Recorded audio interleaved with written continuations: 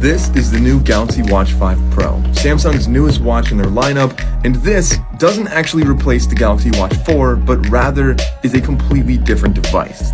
With improved durability, a fitness-oriented design, a raised bezel to protect the edges of the display, and an incredible battery life, this thing is meant for extreme sports. It also has some incredible features to help you track your runs and your bike rides and your hikes, and also help you get back to where you started.